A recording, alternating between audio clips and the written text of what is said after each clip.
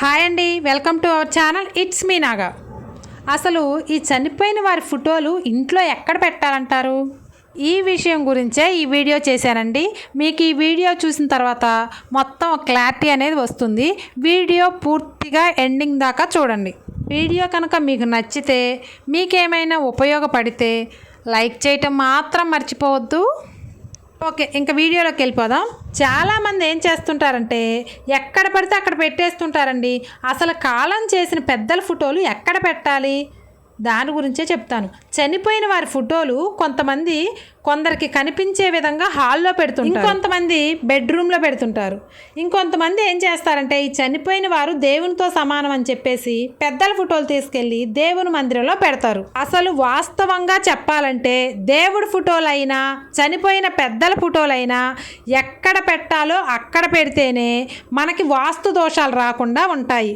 అదేవిధంగా మన పెద్దల యొక్క అనుగ్రహం కూడా పొందగలుగుతాం. మనం కనుక పెద్దల ఫోటోలు ఎక్కడ పడితే అక్కడ పెడితే వారి ఆగ్రహానికి గురికోవాల్సి వస్తుంది. దానివల్ల ఇంట్లో శుభకార్యాలు అయిపోతాయి. మరి పెద్దల ఫోటోలు ఎక్కడ పెట్టాలి చెప్తా వినండి.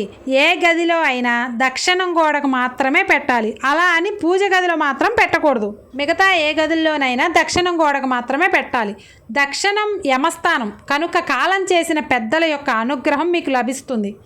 దక్షిణం మాత్రమే కాలం చేసిన పెద్దల ఫోటోలను పెట్టాలి. పెట్టి అలా వదిలేయకూడదండి. పెద్దల ఫోటోలను అప్పుడప్పుడు తుడుస్తూ బొట్టు పెడుతూ మాలలు వేస్తూ ఉండాలి. ముఖ్యంగా ప్రతి నెల అమావాస్య రోజున మీ పెద్దలకు ఇష్టమైన ఆహారాన్ని వారి ముందు ఉంచి నమస్కారం చేసుకోవాలి. ఇలా చేస్తేనేనండి మీ పెద్దల అనుగ్రహం పొందగలుగుతారు. పెద్దల దీవెనలు ఉంటేనే ఇంట్లో సంతానం కానీ వివాహం కానీ జరుగుతాయి. లేదంటే అన్ని ఆటంకాలు ఎదురవుతూ ఉంటాయి. కాబట్టి మన పెద్దల మన కుటుంబాన్ని ఎప్పుడు దీవిస్తూ ఉండాలంటే వారి ఫోటోలను దక్షిణం గోడకు పెట్టి నేను చెప్పిన విధంగా చేసుకోండి.